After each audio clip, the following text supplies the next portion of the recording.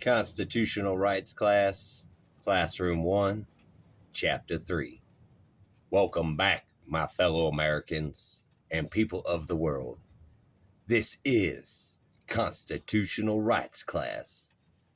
We, the people, are still in Classroom 1, discussing the United States Declaration of Independence with Chapter 3. Let us start off today with a Bible verse to remind us of why our constitutional rights are present in this world for our own usage to assume the powers of the earth in order to overcome any governmental abuse towards we the people. Since the beginning of the earth, man has been plagued with oppression and conflict. War consuming all the substances of the earth into destruction. How is it possible for a person to live a good, long life, raise a family of children, with the same opportunity of a prosperous life if war is the constant restraint of life itself? From the beginning of time, mankind has searched the earth for a special place, a place of peace. In the United States, we the people has located this place. The clue is found in the book of Romans, the promises granted through faith. Romans 4:13 through 25. For the promise that he should be the heir of the world was not to Abraham or to his seed through the law, but through righteousness of faith. For if they which are of the law be heirs, faith is made void, and the promise made of none effect. Because the law worketh wrath, for where no law is, there is no transgression. Therefore, it is faith, that it might be by grace, to the end the promise might be sure to all the seed, not to that only which is of the law, but to that also which is of the faith of Abraham, who is the father of us all. As it is written, I have made thee a father of many nations, before him whom he believed, even God, who quickeneth the dead, and calleth those things which be not as though they were, who against hope believed in hope, that he might become the father of many nations, according to that which was spoken, so shall thy seed be. And being not weak in faith, he considereth not his own body now dead, when he was about 100 years old, neither yet the deadness of Sarah's womb. He staggered not at the promise of God through unbelief, but was strong in faith, giving glory to God, and being fully persuaded that what he had promised, he was able also to perform. And therefore it was imputed to him for righteousness. Now it was not written for his sake alone that it was imputed to him, but for us also, to whom it shall be imputed, if we believe on him that raised up Jesus, our Lord, from the dead, who was delivered for our offenses, and was raised again for our justification. Men and women of the earth, including animals, all have searched for this place where there is no law.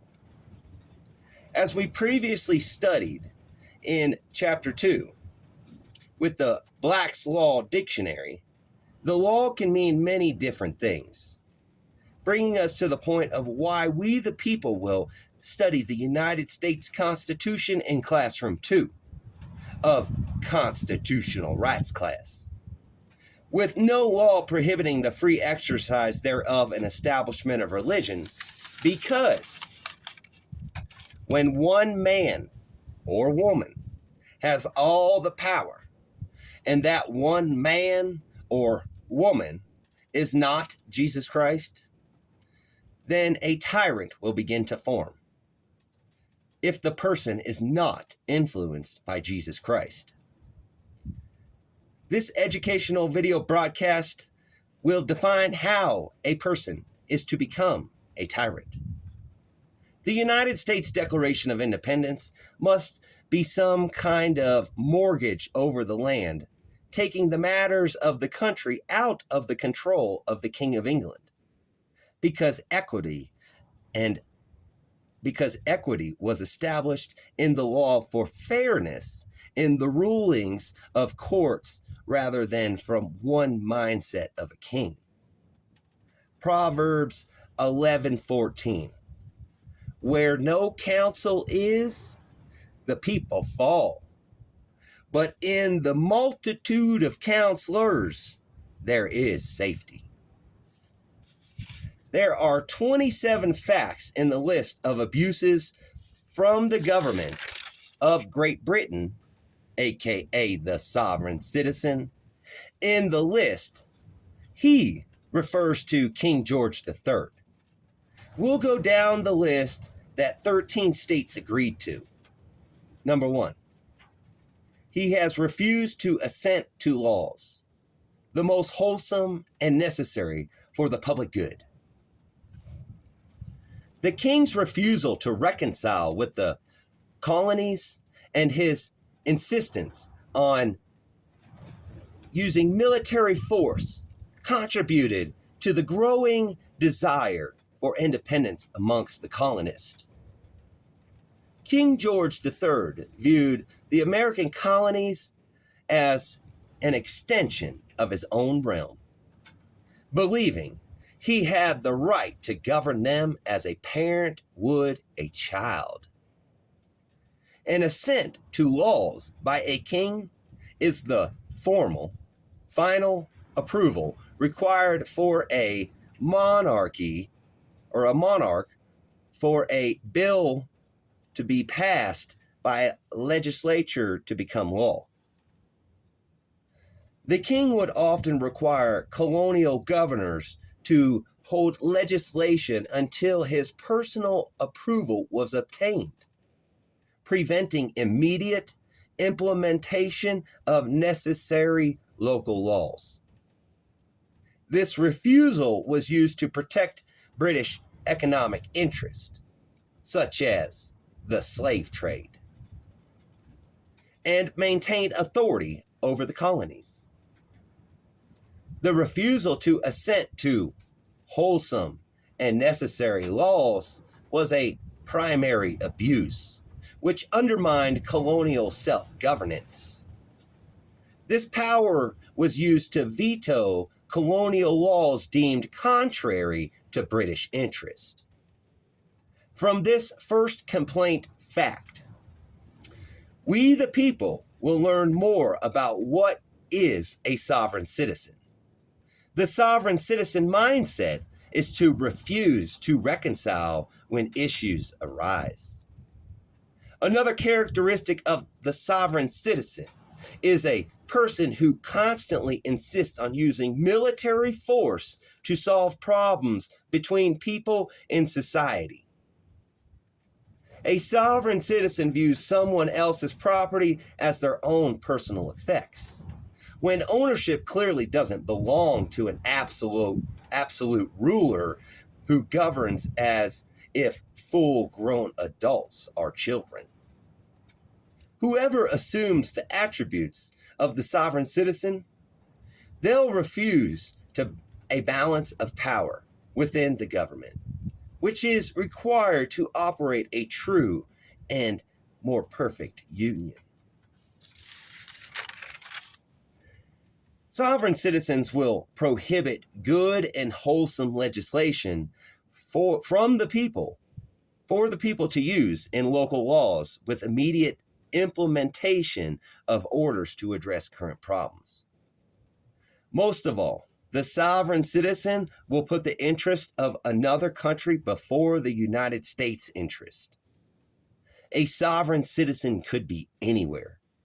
A sovereign citizen could be a judge in a courtroom, a police officer on the street, a public official in your county, the President of the United States, a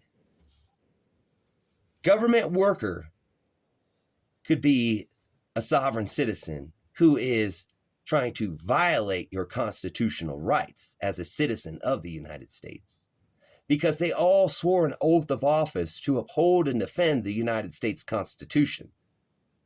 The second fact of the Declaration of Independence is he has forbid his governors to pass laws for immediate and pressing importance unless suspended in their operation till his assent should be obtained.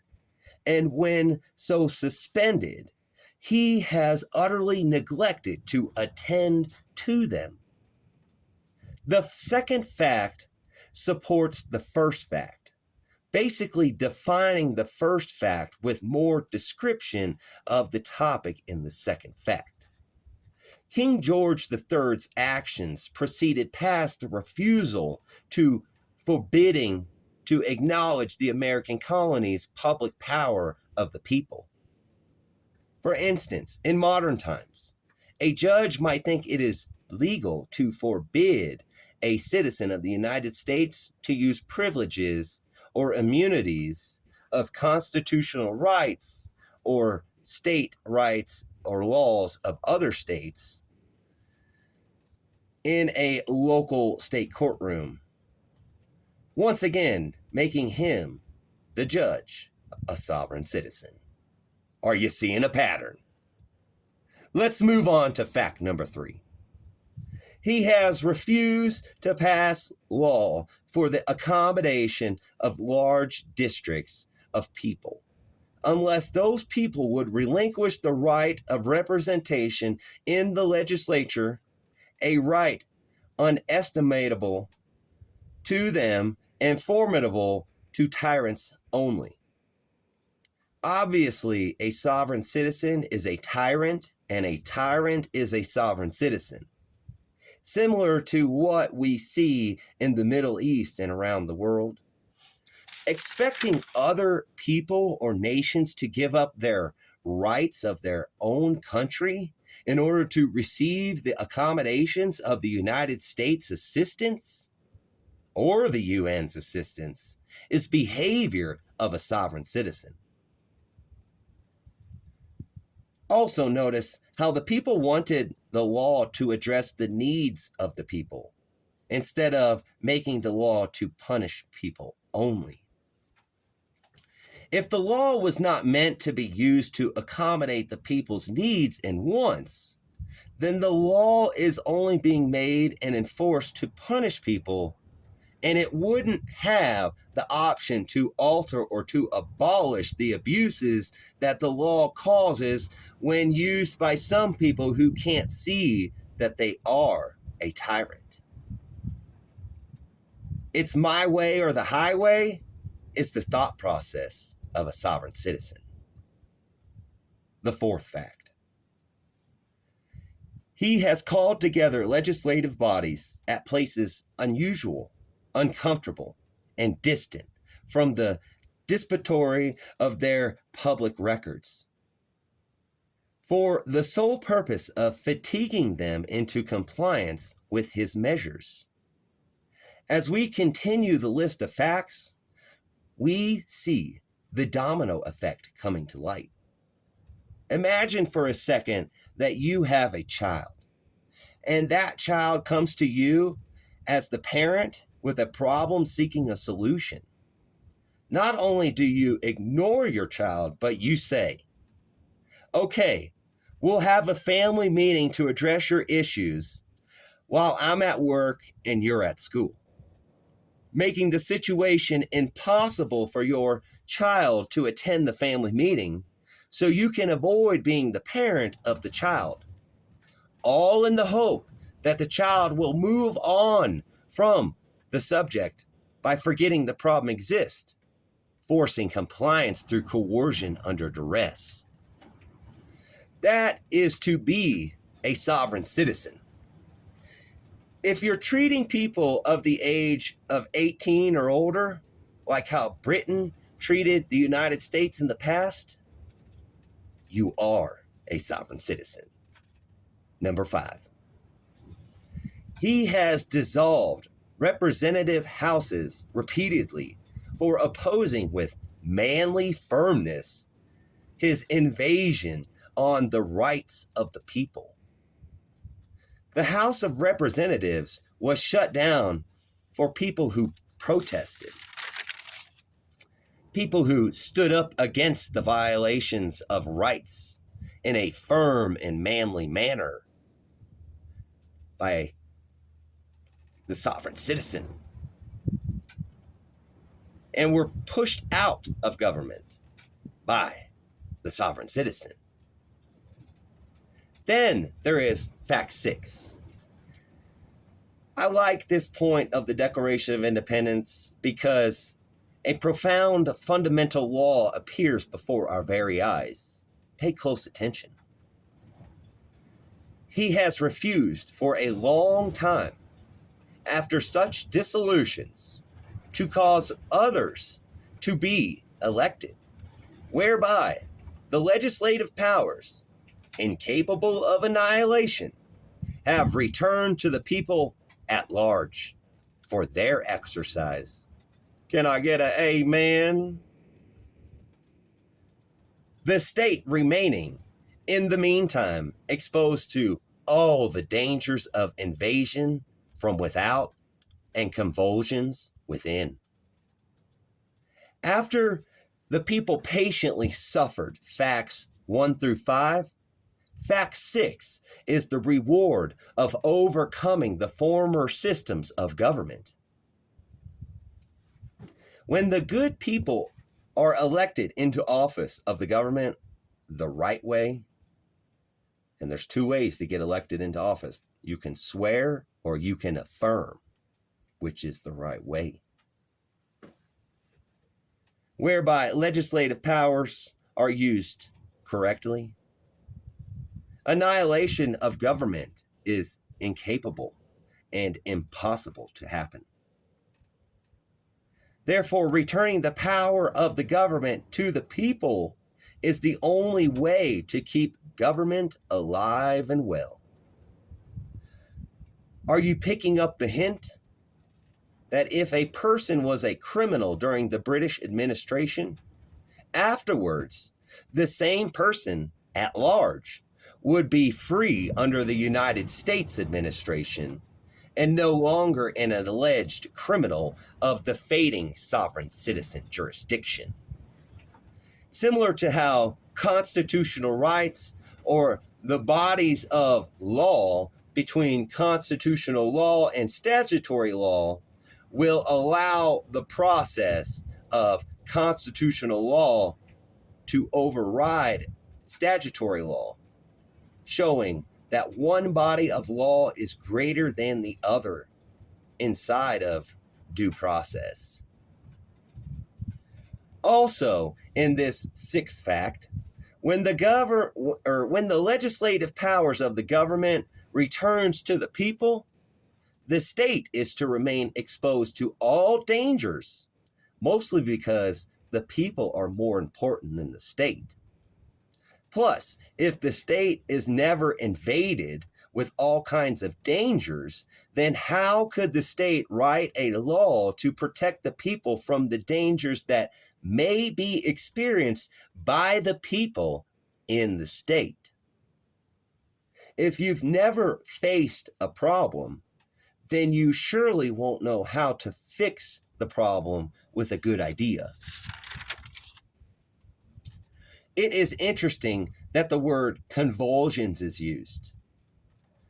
Here, it was used here to depict the state, to think of the state being body parts to the whole body of the United States, a convulsion being a medical condition where the body muscles contract and relax rapidly and repeatedly, resulting in an uncontrolled shaking.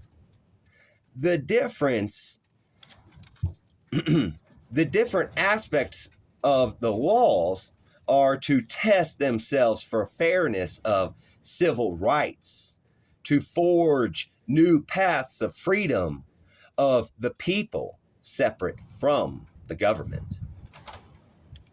Momentum will carry us on to fact 7. He has devoured to prevent the population of these states. For that purpose, obstructing the laws of naturalization of foreigners, refusing to pass others to encourage their migrations hither, and raise the conditions of new appropriations of lands. Are we the people seeing this fact take place today with the Trump administration and ICE? I think so. The United States was built upon the foundation of the nation with immigration. The United States acting like a sponge to soak up any and all sovereign citizens of the world into citizenship of the United States. Naturalization will play more of a role in Classroom 2. Although, what is the main problem that we the people can read in this fact of the United States Declaration of Independence that will address the immigration concerns of the current federal government? An obstruction of justice occurring by the actions of the government failing to pass new laws for naturalization of foreigners. ICE should not be running around with guns and ammo.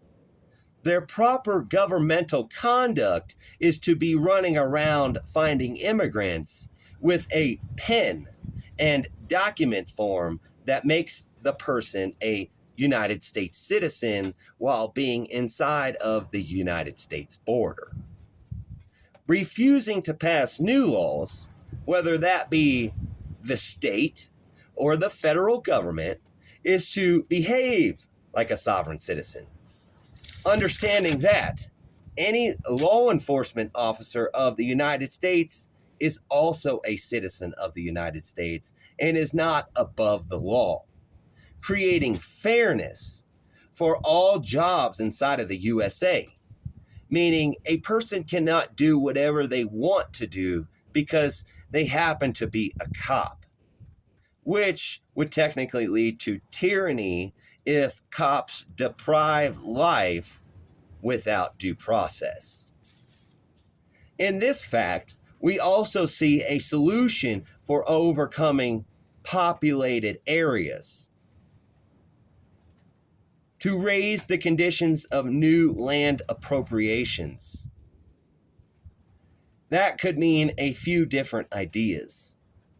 One idea could be to pass new legislation that the people could use daily that would raise the conditions of the land, as in making free water, free drinkable water, free farming water, free food, whether it be grown or livestock, even as far to go as removing poor housing like Section 8 housing and replacing it with apartment buildings or independent housing, inexpensive and affordable independent housing.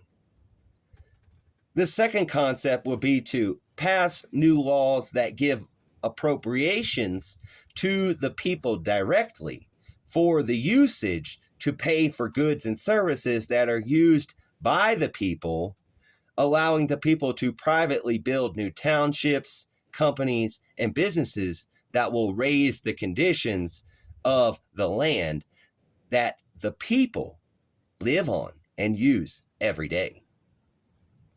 The third option would be to do both the first two concepts, like the government is supposed to do with a House Joint Resolution. Fact 8 goes hand in hand with Fact 7.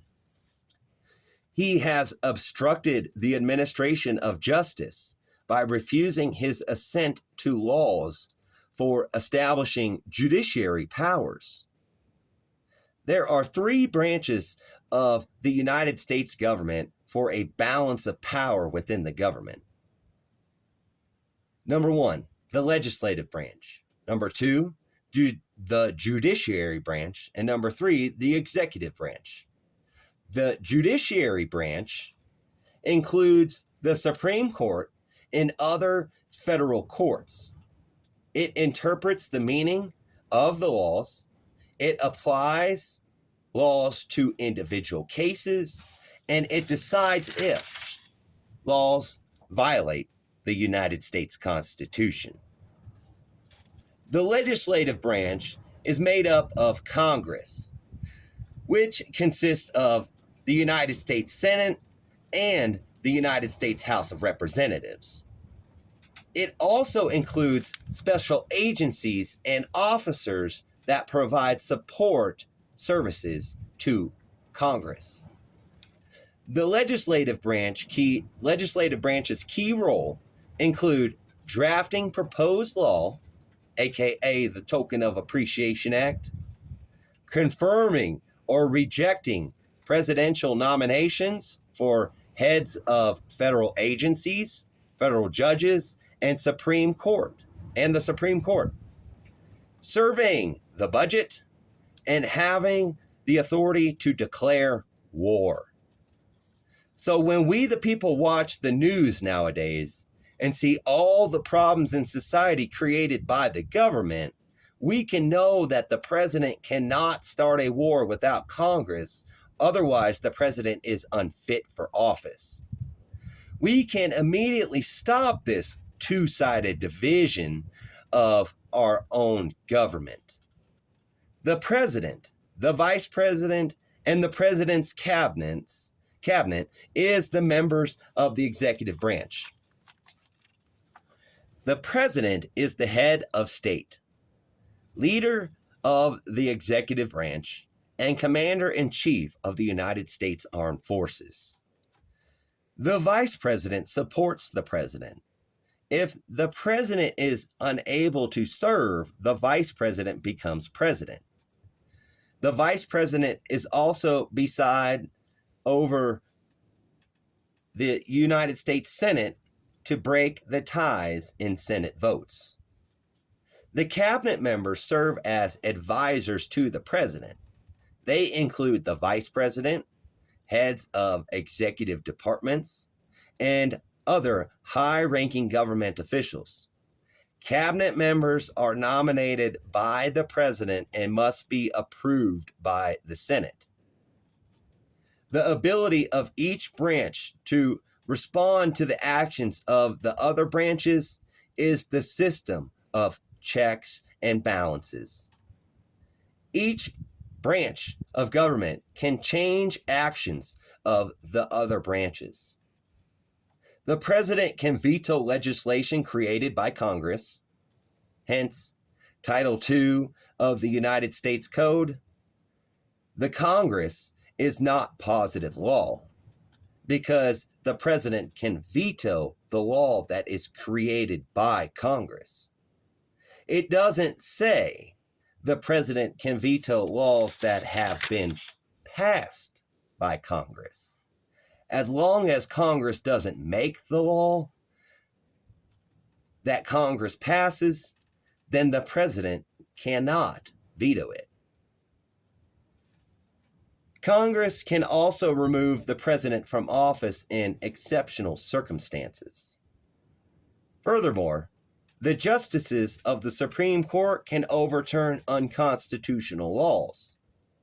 When the president and the Congress can't agree on new laws, it becomes the job of the Supreme Court to set both parties correct.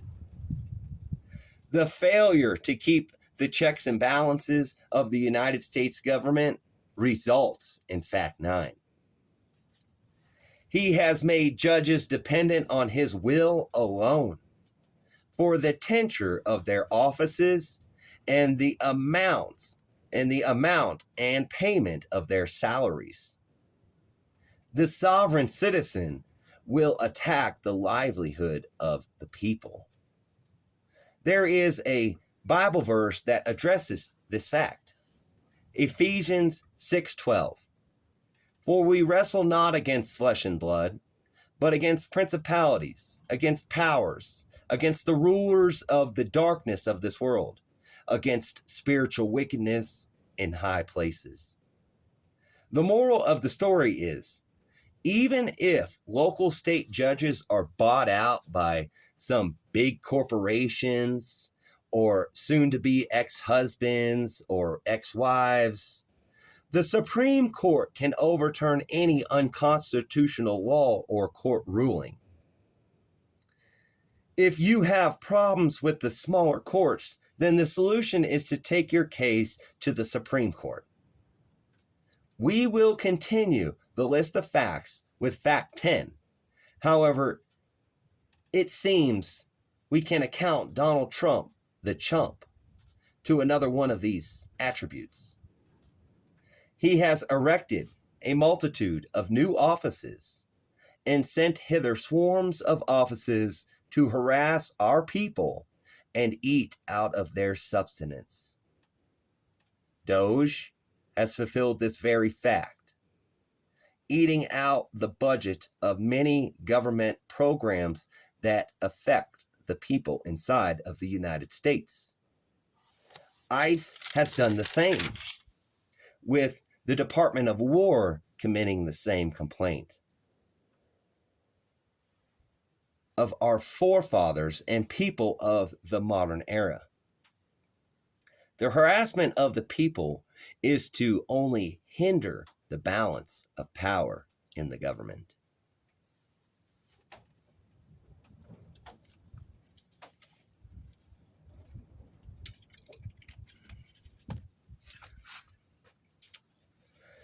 Fact 11 starts to discuss the problems of war. He has kept among us in times of peace standing armies without the consent of our legislatures. I saw an example of this in Germany while I was on an 8th grade school trip to Spain, France, and Italy. In the airport of Frankfurt, there was military uniformed guards guarding the place, not police officers like we do here in America. The tall tale sign of a sovereign citizen is to have an active standing army in the public domain during peace times. I also saw a standing army outside of the Vatican City in Italy. Plus, Great Britain is also known to have their Red Coat Army outside in public surrounding the king or queen as a fake service to the people. Go figure. Great Britain seems to take the cake or the leadership role in the actions of a sovereign citizen. And Rome or Roman law has popped up in our studies already. What could be the underlying connection between England and the Vatican? What are the standing armies of these places really protecting? The way of life or the law? It makes you wonder. But check it out. If the legislatures do give their consent, then there can be standing armies in peacetime. But there should be a threat. Which brings us to the point that it is very important who we, the people, vote into office of the government. We, the people, have to stop casting our vote to people who can be paid off to act against the will of the American people as a whole group of individual ideas and opinions of all United States citizens. With the internet, technology, and AI, that shouldn't be a problem at all. Only if the people that are elected or appointed into office are truly characters of care, charity, and integrity, as strong as true grit. Think about it for a second. Would Donald Trump, the chump, be president if he did not run against a woman both times? Because when he ran against a man, no matter who that man was, when he ran against a man, he lost the election, as the record reflects. Now on to fact 12. He has affected to render the military independent of and superior to the civil power. Now, I know this declaration is talking about the King of England, but I can't help to think the reason why Trump the chump put the Declaration of Independence up in the Oval Office of the White House is as like a list of accomplishments to break and violate each and every fact of the past to repeat history as the President of the United States of America. It's like a challenge to him. Like, how many can he break before he gets removed? The phrase military independent of and superior to the civil power refers to the unlawful subordination of civil authority, courts, and legislatures to be under military control, which the United States founders condemned and later built the United States Constitution to prohibit through civil command. The American forefathers viewed this arrangement of military control of the civilians' rights to govern as a hallmark of tyranny, threatening liberty, and the rule of law. And now what we have to be really watching out for today is when people join the military and then they try to retire or leave the military and join the government. That's like reversing this fact right here and trying to make it work when we already know the fact is an abuse, no matter how you try to reverse it. Civilian control as a result, the United States Declaration Article 1, the United States Civilian control as a result, the United States Constitution, Article 1 and Article 2, establishes strict civilian control, making the president a civilian, the commander-in-chief, and giving Congress authority to raise and regulate the armed forces. So even though the president has the power to be the chief, he still doesn't get to regulate the armed forces. He has a balance of power. What legal protections do we the people possess as a citizen of the United States? According to the Library of Congress, laws such as Posse Comitatus Act further restrict the use of federal military forces for domestic law enforcement, aka the National Guard. So that means what we the people see on the news with ICE to maintain the separation of military powers from civilian life is the fulfillment of this previous grievance. That is a fundamental law of the United States Foundation in creation of the nation. Following the American Revolution, State and federal constitutions explicitly codify the principle that the military must remain subordinate to civil power. The next 9 facts we will cover in the Declaration of Independence will be followed with a colon mark. The colon symbol is commonly used in text to create and convey emotions. It can also introduce a list or explanation. Fact 13. He has combined with others to subject us to a jurisdiction foreign to our Constitution and acknowledged by our laws, giving his assent to their actions of pretended legislation. I guarantee you this is why the CIA coined the phrase sovereign citizen. For instance, when a person goes to a criminal or civil court proceeding, like a mortgage foreclosure or a criminal charge, if they try to say that administrative admiralty law junk, that maritime stuff, then they will surely lose the case because of this foundational grievance right here. They are attempting to subject the court to a foreign jurisdiction that the court did not swear an oath to uphold. Neither did the judge swear that oath to uphold that foreign jurisdiction. Although the judge did swear an oath to uphold the jurisdiction and rule of law of the United States Constitution, the supreme law of the land, not the law of the sea with maritime or commercial law, but the law of the land.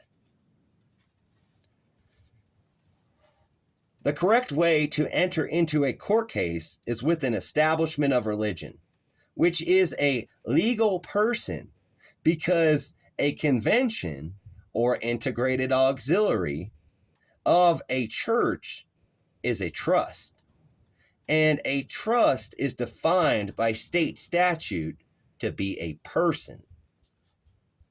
So, as you appear in court using the straw man and your secured person of the establishment of religion, you are able to complete the Fourth Amendment of the United States Constitution by way of being secured in their persons.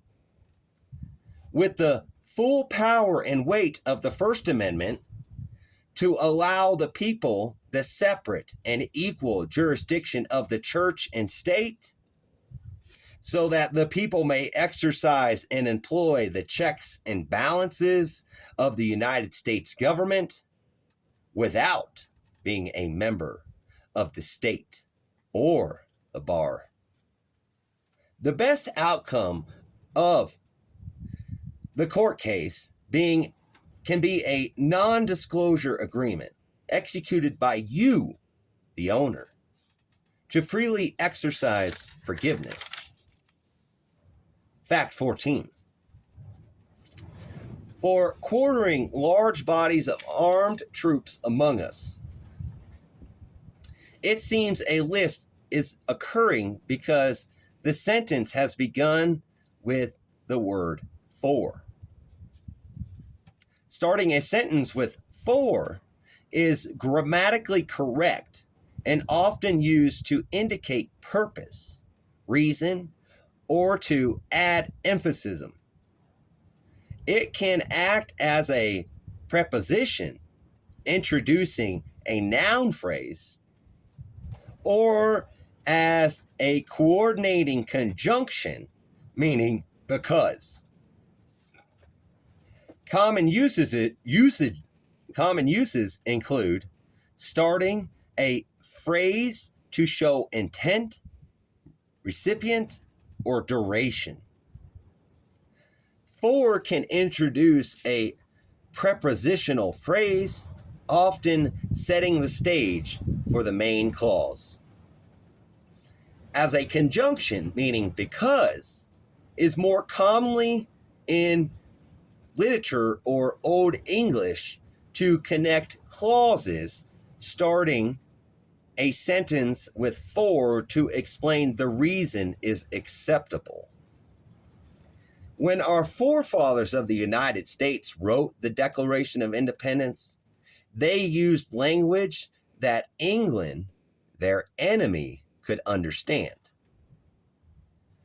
In Fact 14, housing large bodies of armed forces among the cities and towns of the United States is to unacknowledge, to disregard our laws of the United States, which is to act like a sovereign citizen. Next on the list is Fact 15. For protecting them by a mock trial, for punishment for any murders, from punishment for any murders which they should commit on the inhabitants of these states. Them is referring to the large bodies of armed forces from the previous fact. And the sovereign citizen mindset will use fake trials to obstruct justice by allowing federal agents dressed in military combat gear to commit murder within the states without punishment or due process of the laws, which that is to be unlawful and a sovereign citizen. Let's do Fact 16. This is an important one, very important, because this covers the tariff war. It should have never happened, and here's why. For cutting off our trade with all parts of the world. I wonder if the Trump tariffs would apply to this grievance. Mr. Trump's tariffs on the rest of the world cut off our economic trade with all of the world. A better question would be to ask, is Trump the Trump's unsanctioned Iran war? Is that unsanctioned Iran war cutting off our fuel trade with Iran? I think so. Because the grievance of Fact 16 in the United States Declaration of Independence says, keyword, all of the world. It doesn't say some of the world. Fact 17 is very interesting. For imposing taxes on us without our consent, revealing that taxation in the United States is optional when there is the legal route of tax exemption in the law. For taxation is slavery without the consent of the people. Now let me ask you something. If you use tax exemption, are you being taxed? The correct answer is yes. When a taxation is required, you have an exemption to apply to the taxation, fulfilling the obligation required of the taxes. The Bible has a few verses from different books talking about taxation. The book of Matthew, chapter 20, verse 21, they say unto him, Caesar's. Then said he unto them, Render therefore unto Caesar the things of Caesar which are Caesar's, and unto God the things that are God's. Can you see the mystery in the words yet? look at Luke 20:25. And he said unto them, Render therefore unto Caesar the things which be Caesar's, and unto God the things which be God's. Now I hope and I pray that you all eat plenty of Caesar salad. Then you render unto Caesar what is Caesar's. Luke and Matthew seem to be the same. How about the book of Mark 12:17? And Jesus answered, saying unto them, Render to Caesar the things that are Caesar's, and to God the things that are God's. And they marveled at him. What are the things of Caesar's compared to the things of God? Is taxation a thing of Caesar or a thing of God? John the Baptist focused on ethical behavior for tax collections is a key point, emphasizing that honesty and fairness and fair practices are central to one's faith. Maybe we should peek into the book of Romans for context of the mystery. The whole chapter of Romans 13 is relevant to taxes. Let every soul be subject unto the higher powers. For there is no power but of God. The powers that be are ordained of God. Whosoever therefore resisteth the power, resisteth the ordinance of God, and they that resist shall receive to themselves damnation. For rulers are not a terror to good works, but to the evil. Wilt thou then not be afraid of the power? Do that which is good, and thou shalt have praise of the same. For he is the minister of God to thee for good. But if thou do that which is evil, be afraid, for he beareth not the sword in vain. For he is the minister of God, a revenger to execute wrath upon him that doeth evil. Wherefore ye must needs be subject, not only to wrath, but also for conscience sake. For this cause pay ye tribute also, for they are God's ministers, attending continually upon this very thing.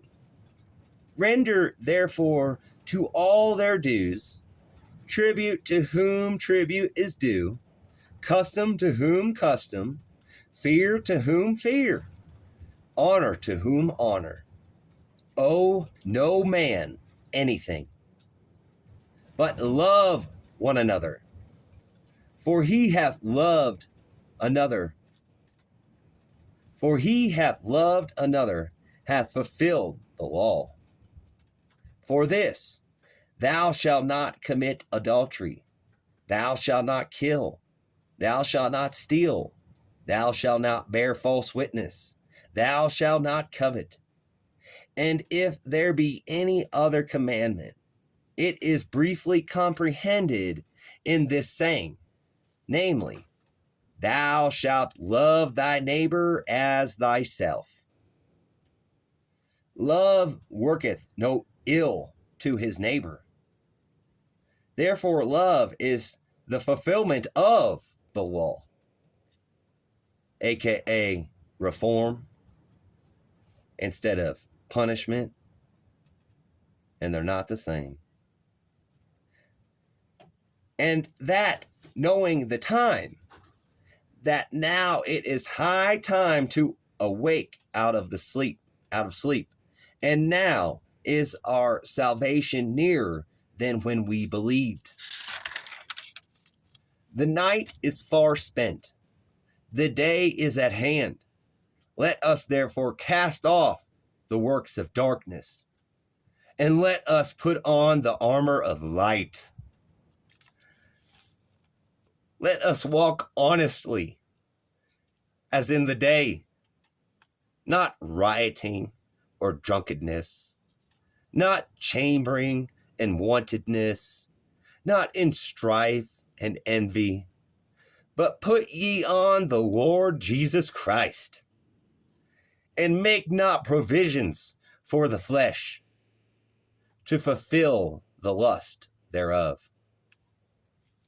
Acts 5:29, Titus 3:1, 1 Peter 2:19, and Ephesians 6:13 are the honey trails in the chapter.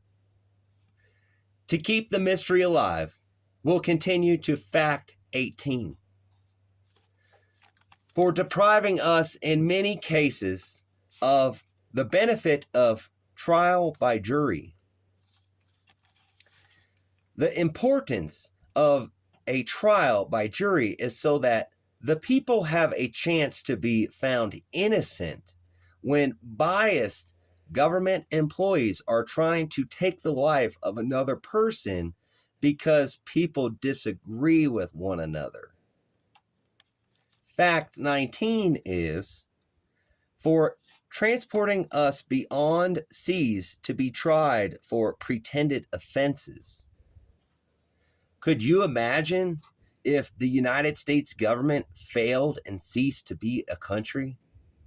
Then another nation like China or Israel or the United Nations came here as a sovereign citizen and pretended to accuse you of crimes and then kidnap you and take you to China or wherever they are, where you may or may not be prosecuted.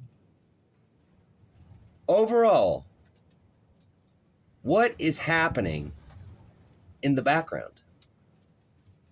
People would be taken against their will to another country to eventually end up as a citizen of another country. On to fact 20.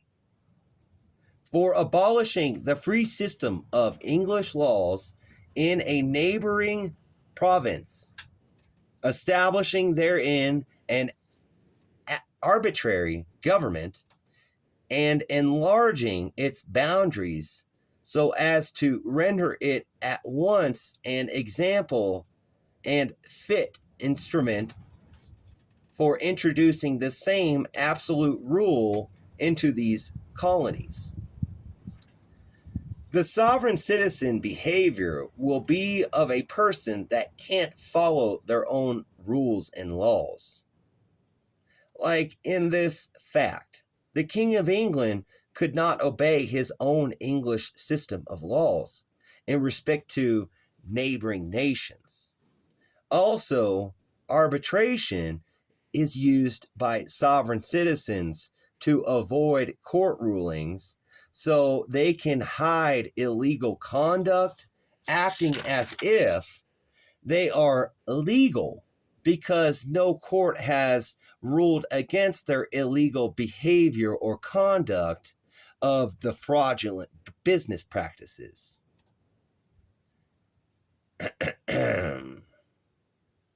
TOD.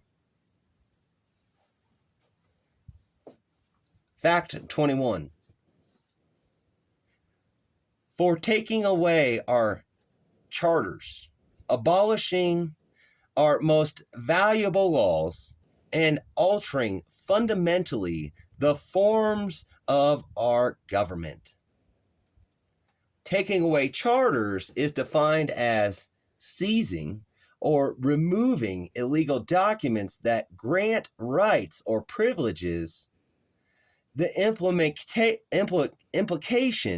implication of this action suggests a violation of the American rights and autonomy.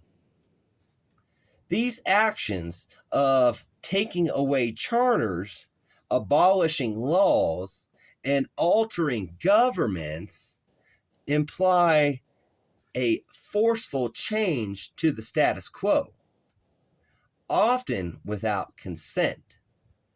They are associated with themes of power and control, highlighting the American struggle against perceived tyranny.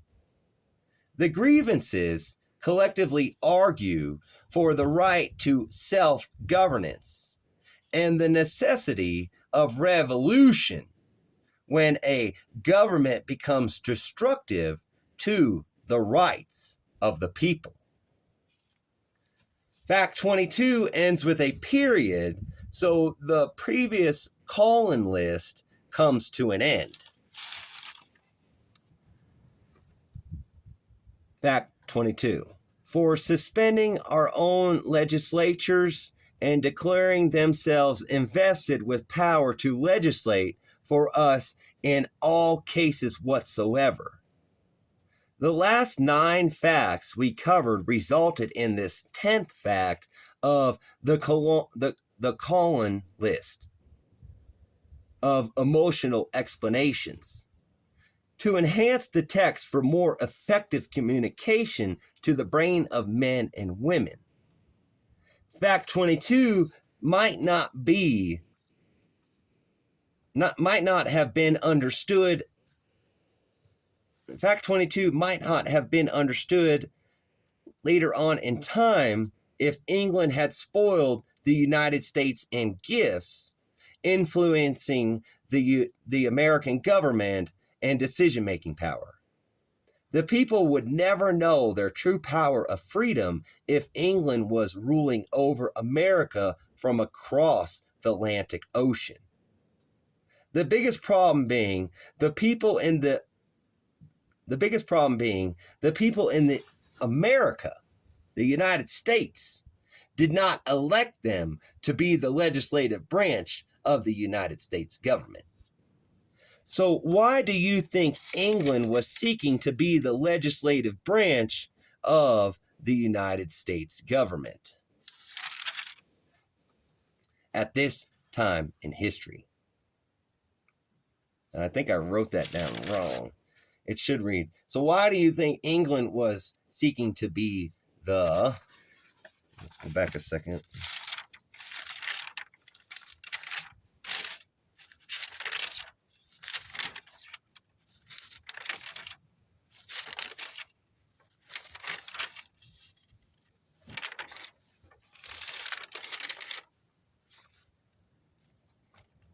Yep, that was right. Executive branch is Congress. Technical difficulties. We're back on. Got my American vision on. So why do you think England was seeking to be the legislative branch of the United States government at this time in history? Bringing us back to our previous study, that would be Congress. Why did England want to control our Congress? Please write your answer in the chat if you can think for yourself. The correct answer is Congress has the sole ability to enter the United States into a war, even if we are attacked on our own soil. 9/11, September 11, 2001, when the Twin Towers in New York was attacked, Congress made the decision to go to war in the Middle East. Then, afterwards, the President of the United States led the armed forces of the United States in the battles of war. Not the complete opposite and unlawful behavior of the Trump administration like we the people see today. Nor is Marco Rubio qualified as Secretary of State to enter the United States into a war with Iran by making a press announcement of an admission of guilt, which would be the sovereign citizen attitude of declaring themselves invested with power to legislate for us in all cases whatsoever. The destruction of the United States checks and balances is all I'm seeing on the news channels. So our duty is to form new government. Hashtag the state of Western Colorado. The first mandatory tax exempt state. Come on, people. How many states can we form a new state with across the whole nation of old states? All of them. Just find an unincorporated area within an old state. Write a state constitution, some good and simple laws, and make a flag to be in business as a new state inside of the United States jurisdiction. And if you create a new state without a state constitution, then the state is automatically governed by the United States Constitution. And I think that's what we really need to get back to the basics of what our law is all about, the equal protections within our law. Because if we don't get back to this United States United States Constitution, then our law is just going over the cliff like a herd of cows that won't stop until everyone is off that cliff. So good thing I'm a sheepdog. Working for the Lord. All right. Where was we at? We, the people, have the power to do anything inside of the United States. Arriving at the stop of fact 23. He has abdicated government here by declaring us out of his protection and waging war against us.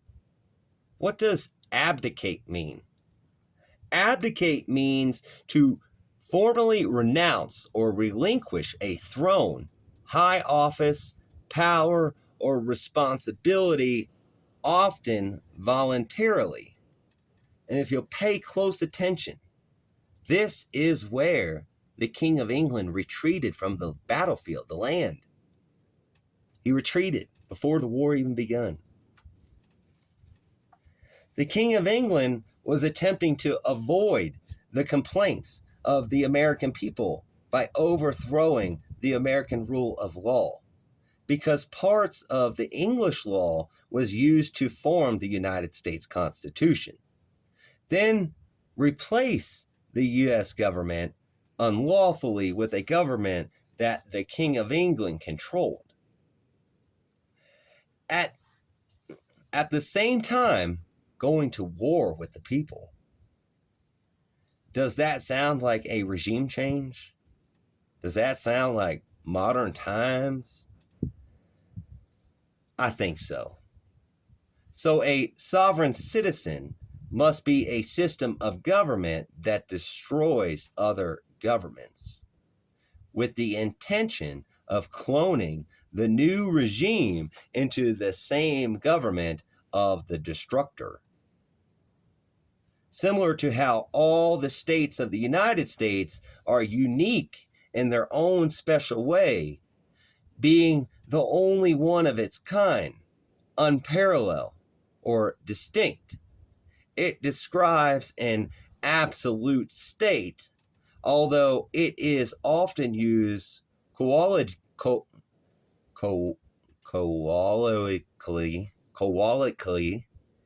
to mean very rare or unusual.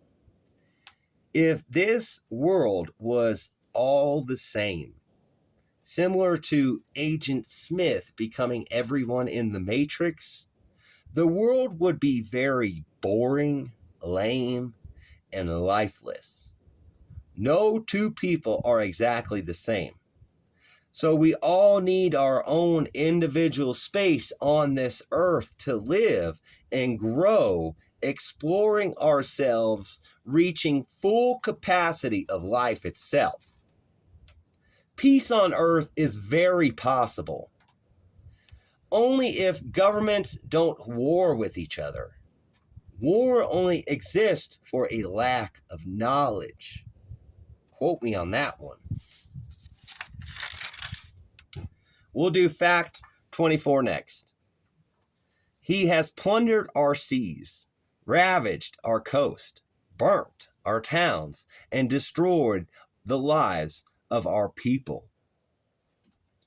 Notice that the sovereign citizen uses the law of the sea, and this grievance says that the King of England plundered our seas. This phrase refers to the British Crown seizing American merchant ships and restricting trade, which forced American sailors to serve in the British Navy. You see, the sovereign citizen will try to force you to fight against your own people. Portland, Maine, Bristol, Rhode Island, and Norfolk, Virginia were some of the towns that were burnt by British forces. All over. Overall, when an American town is destroyed, then so is the lives of the American people dependent on each other, justifying rebellion of the American people to be lawful. For instance, if Congress had not gone to war after 9/11, then the American people would have been lawful to rebel the U.S. Congress and form a new government. Which leads us to the reason why with fact 25. He is at this time transporting large armies of foreign merchants to complete the works of death, desolation, and tyranny, already begun with circumstances of cruelty and perfidy scarcely paralleled in the most barbarous ages, and totally unworthy of the head of a civilized nation. This fact is the reason why the acts of war will make a person to be in the characteristics of a poor leader. I'll ask this question again. Can you teach anyone anything if you kill them? The only thing the silent treatment has ever taught me is to love more when I'm missing. Put that in your can and spray it. Although a person who sends an army to another country full of mercenaries to complete works of death, like with a Tomahawk missile, is acting as if the person is a sovereign citizen, with a complete disregard for the law. Meaning, the President of the United States walks a thin line to be the president, which does not have the authority to go to war, unless Congress gives that authority to the president.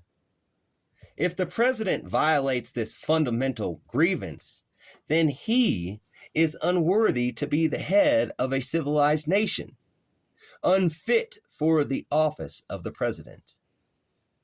Fact 26 describes the cruelty of fact 25. He has constrained our fellow citizens, taking captive on the high seas to bear arms against their country, to become their executioners, of their friends and brethren, or to fall themselves by their hands. Language arts has fully captivated this fact. Imagine the mental picture of you being taken against your free will while being inside of the United States by another country. Let's use Israel for that example, since the current Trump administration wants to inform the United States Armed Services that they will be fighting the biblical war of Armageddon in the Middle East this time around. If Israel, the United Nations, or any other world government of one collection of people captures American citizens and uses those POWs against the rest of the United States, it is unlawful, and they are a sovereign citizen, because you do have a choice to make, regardless if your life is the price to pay. Whether domestic or foreign events of human history, therefore, the duty of throwing off such government exists. Comprehending this fact means it is legal to use the United States government against. Comprehending this fact means it is illegal to use the United States government against the citizens of the United States. Pointing out why it is important to be a citizen of the United States. Without being a citizen of the United States, the government that rests upon the shoulder of Jesus Christ as one nation under God, the gift of God to the world, the whole world, and nothing but the world, and the people thereof. Actions prescribed above would be acceptable. The actions prescribed above would not be acceptable in an evil world plagued with mistakes of mankind. Let me read that grievance one more time, because sometimes I think it sinks in more of the old noggin the second time. He has constrained our fellow citizens, taken captive on the high seas to bear arms against their country, to become the executioners of their friends and brethren, or to fall themselves by their hands. For a real man or woman, that is touching, right down to the soul of any person. Inspirational for any citizen of the United States of America to stand up and confront the injustice for which they face at any time. Which walks us into the next fact, fact 27. He has excited domestic insurrections amongst us and has endeavored to bring on the inhabitants of our frontiers the merciless Indian savages, whose known rule of warfare is an undistinguished destruction of all ages, sexes, and conditions. Bringing the cookie jar down to the table, we the people will come to the understanding of why the Native Americans allegedly got their land stolen by the white man, or why the Indians lost their ruling power over the land. They were hoisted up on their own petard. The Native Americans were uncivilized when dealing with interactions of other walks of life. When we examine the Declaration of Independence, we will learn that our forefathers of the United States compared the actions of the King of England to the savage killings of Indians. Therefore, connecting us to the 25th fact, where neither the King of England nor the Native Americans are worthy to be the head of a civilized nation known as the United States of America. But why? Because the practices of such people destroys the generations of people, denies equal rights between men and women, and creates conditions of constant warfare within the nation of America, prohibiting the peace that exists only in the government that rests upon Jesus Christ's shoulders, right next to the head of him.